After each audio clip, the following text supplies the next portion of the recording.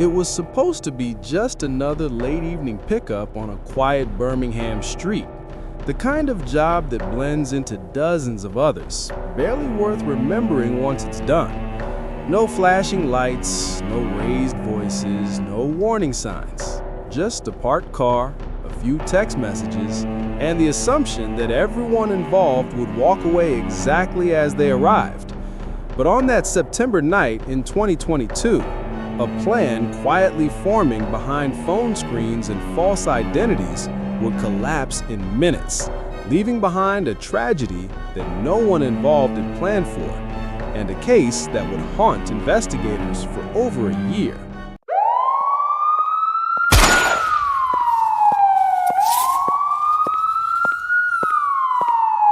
Richard Hopley was not a stranger to this type of work. At 43 years old, he was known as someone who moved goods for people who didn't ask too many questions. A middleman in a shadowy network that relied on trust more than paperwork. It wasn't glamorous, and it certainly wasn't safe, but it was familiar. That familiarity became the very thing that made him vulnerable. When a request for a routine collection came through, nothing about it raised immediate alarm. The location was residential. The timing seemed normal, and the customer, at least on the surface, appeared legitimate.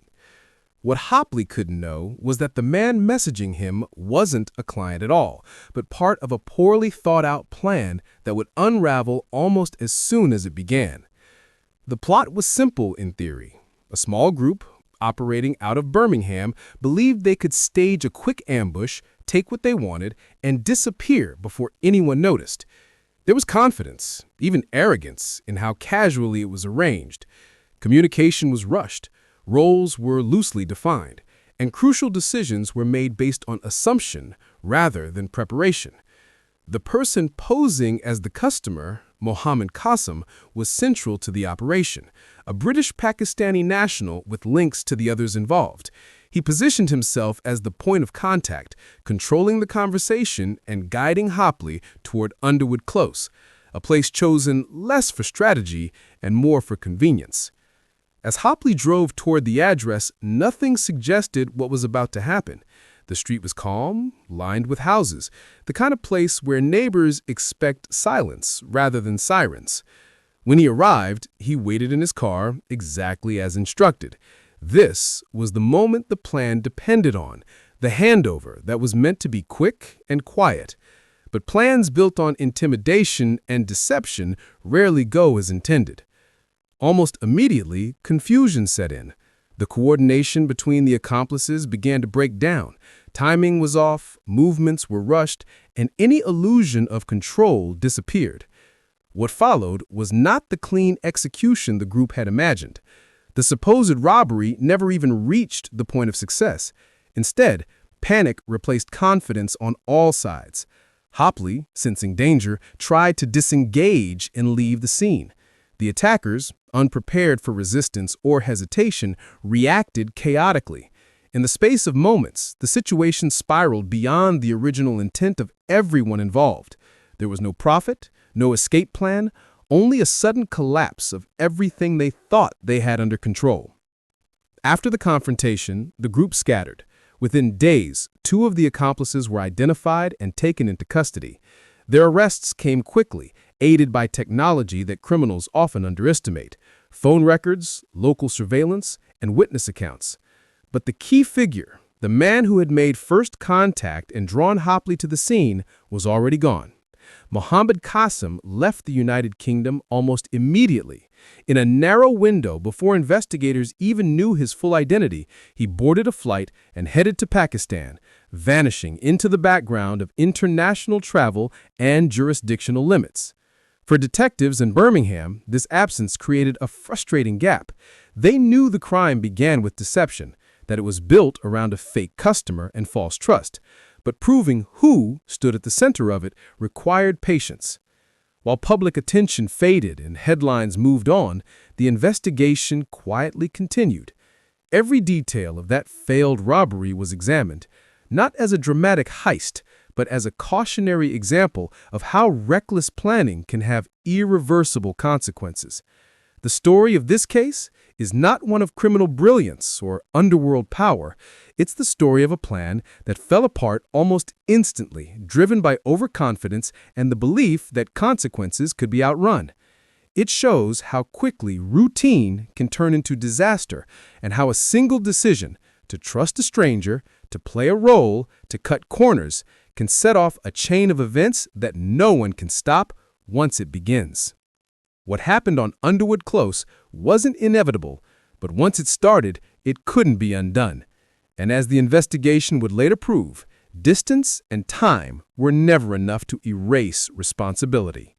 Responsibility doesn't disappear just because people run. What followed in the minutes after the plan collapsed was not part of any strategy. It was pure confusion. The moment the situation slipped beyond control, fear replaced confidence on every side. Richard Hopley, realizing that this was no routine job and that something was seriously wrong, made a split-second decision that many would make instinctively: to get away. There was no confrontation plan from his side, no attempt to challenge anyone. His reaction was survival, an urgent attempt to leave a place that had suddenly become dangerous. Inside the car, time compressed. What felt like seconds carried consequences that would last years. The attackers, having already failed at intimidation, panicked in return. This was never meant to become complex or drawn out. The goal had been quick and easy, the kind of crime where everyone disappears before reality catches up. Instead, everything slowed down. Hesitation, movement, shouting. The exact details were later reconstructed by investigators, but what mattered was the breakdown itself. A tightly imagined plan dissolved into disorder, and that disorder proved fatal. Hopley managed to move the vehicle, but clarity was already gone. His focus wasn't on property, arguments, or even the people around him. It was on escape. Within moments of leaving the street, control was lost, and the journey abruptly ended in a crash. Not a dramatic getaway, not a chase, just an abrupt, irreversible stop that marked the end of a situation no one had understood in time. Emergency services were called, neighbors emerged, and the quiet street behind him returned to silence, but the damage was already done. From a criminal perspective, the robbery had completely failed. Nothing had been taken, no demands had been met, no escape had been achieved. Every risk they took led to nothing except exposure. For investigators, however, the crash became the beginning rather than the end. The scene told a story. Location data, witness statements, and traces left behind all pointed not to a professional operation, but to a reckless one. It became clear that this wasn't a calculated gang executing a polished crime, but a group that underestimated both the situation and its consequences. As news filtered through Birmingham, detectives began working backwards. They didn't start with names, they started with patterns. Phone signals in the area, vehicles captured on nearby cameras, messages sent and deleted too late. Slowly, the picture formed. The chaos inside the car wasn't an isolated incident. It was the moment the entire network exposed itself. Every mistake before and after that night began to matter. The attackers' reactions said everything. Instead of acting together, they scattered. Instead of standing by one another, they made individual choices driven by fear. Two of the men remained in the UK, either believing they could stay unnoticed or not realizing how quickly evidence could close in. Arrests followed in days, not months.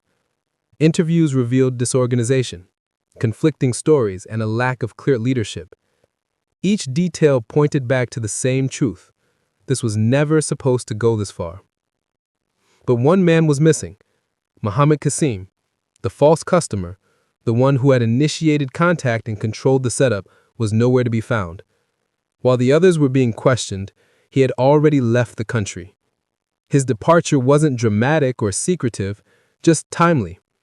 Within hours of the incident, before investigators even fully understood who he was, Qasim had crossed borders and entered a place where immediate arrest was unlikely. To him, distance likely felt like safety. For the family and friends of Richard Hopley, answers didn't come easily. There was no sense to be made of how quickly an ordinary evening turned into a tragedy. What hurt most was how unnecessary it all was. A robbery that gained nothing, a situation no one could fix once it broke apart.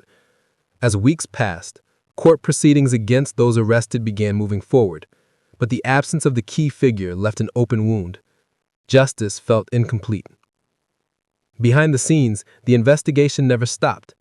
The collapse of the robbery inside the car became the cornerstone of the case. Every action, every movement, every digital trace was analyzed. Detectives focused not on drama, but on logic. They knew that people who run rarely stay hidden forever. Lives on the run are fragile, dependent on money, silence, and luck. Eventually, something slips. Month by month, evidence tightened. Even from thousands of miles away, Qasim's connection to the crime became undeniable. His role in the setup, his communication patterns, his sudden departure, all of it told the same story. The attempted escape, the crash, the aftermath. This wasn't an unpredictable accident. It was the result of poor decisions stacked on top of each other, each one narrowing the path towards accountability. The collapse of the robbery inside that car marked the moment when every outcome became unavoidable. What started as a plan based on deception ended as a lesson and consequences.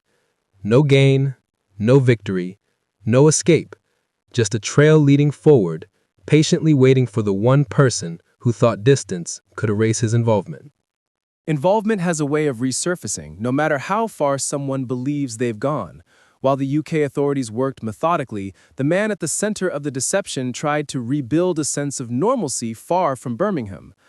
In Pakistan, Mohammed Qasim blended into everyday life, physically distant from the street where everything had unraveled. There were no headlines following him there, no visible reminders of the events that had triggered his departure.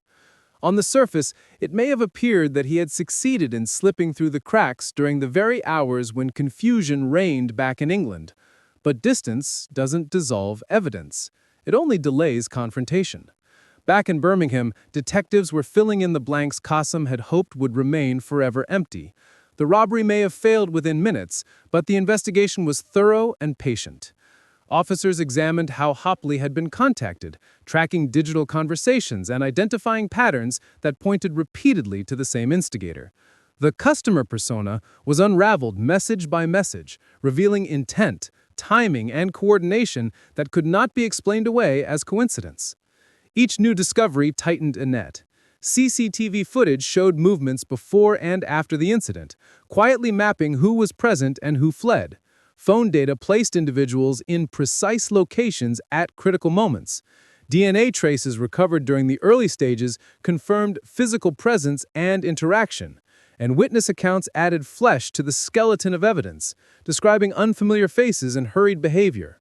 While Qasim lived abroad believing the danger had passed, his absence itself became incriminating. Leaving the country so quickly spoke louder than any defense.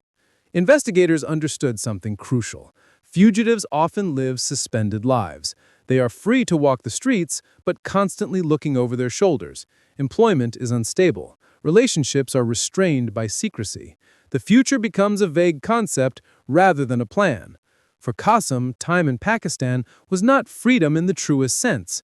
It was survival built on silence, waiting, and the uncomfortable knowledge that return to the UK would eventually be unavoidable. As months turned into a year, the case matured. Prosecutors prepared files not just against those already convicted, but against the absent figure they knew would one day resurface. International cooperation played a quiet but important role. Even without extradition in motion, authorities ensured that alerts, records, and warrant systems were up to date.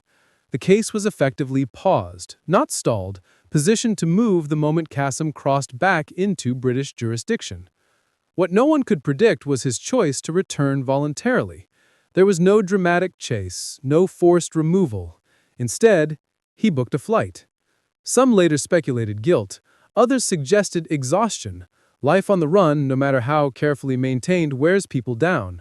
Without the ability to openly work, travel freely, or settle into long-term stability, the pressure becomes constant. Prison, as bleak as it is, can sometimes feel psychologically simpler than endless uncertainty. When Qasim landed in the UK, there was no confusion this time. Authorities were ready. From the moment he stepped onto British soil, his time as a fugitive ended.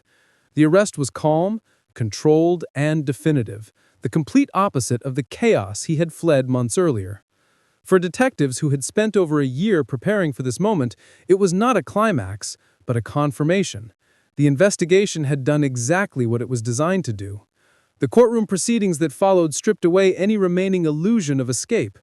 The narrative was laid out carefully for the jury, not as a sensational crime story, but as a sequence of decisions that led to irreversible damage.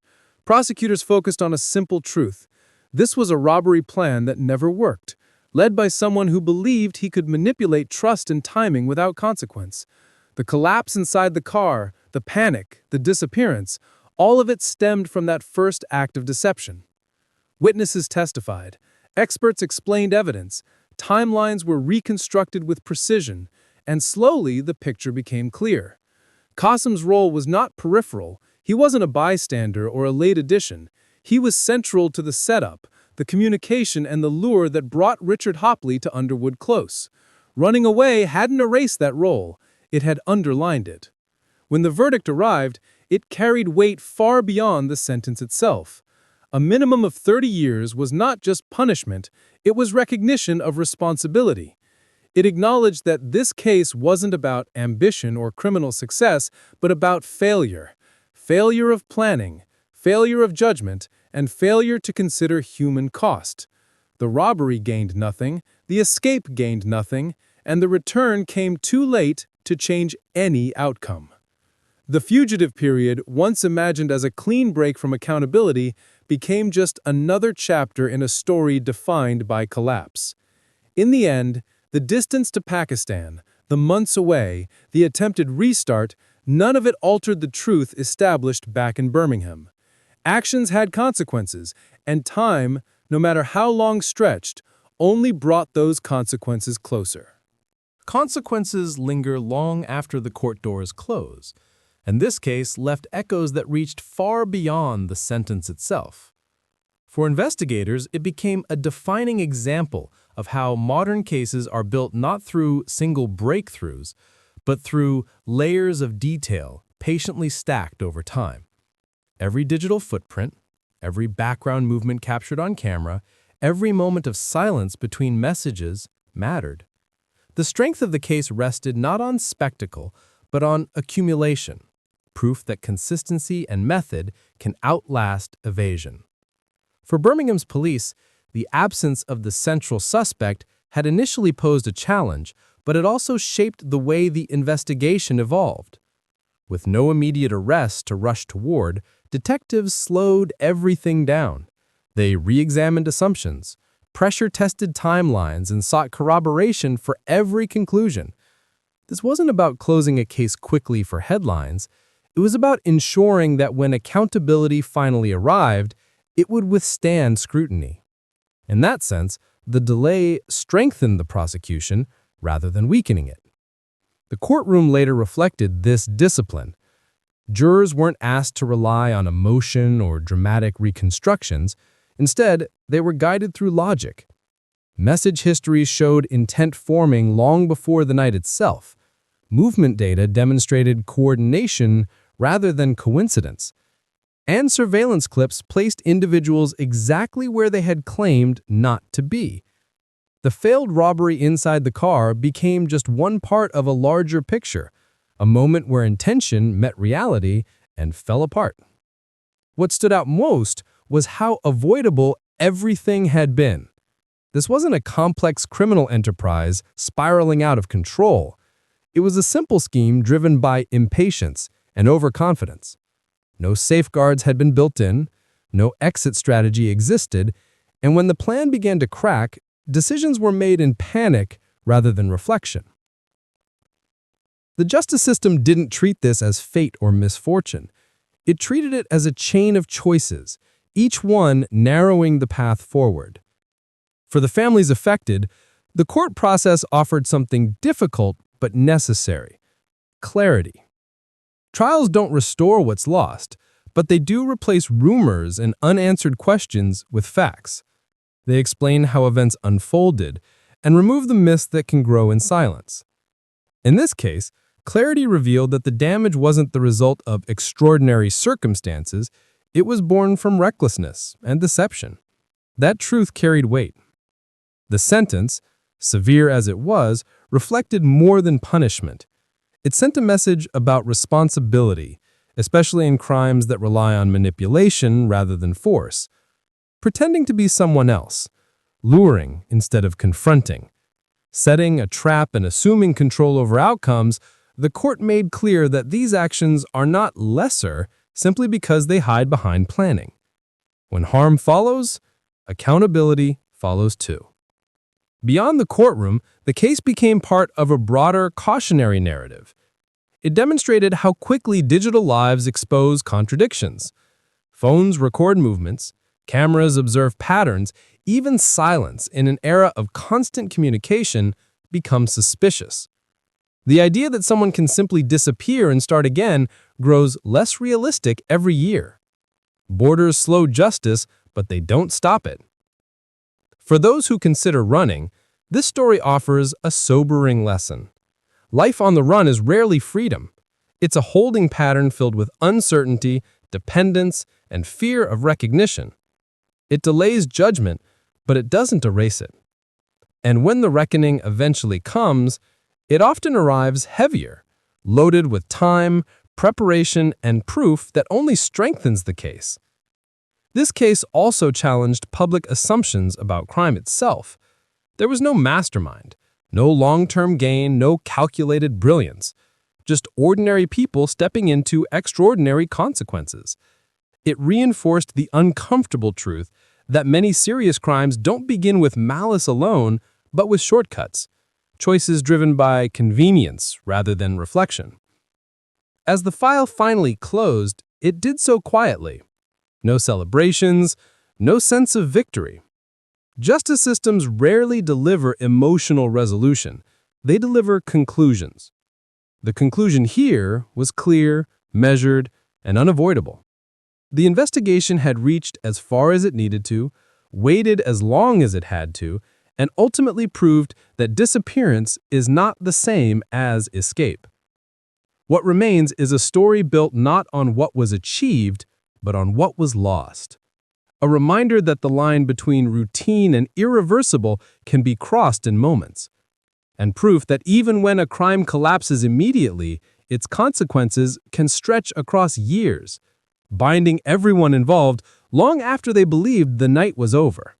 Binding everyone involved long after they believed the night was over, the case ultimately settled into something larger than a single verdict. It became a reference point for investigators, for the courts, and for the public of how intention, even when clumsy and short-sighted, carries lasting weight.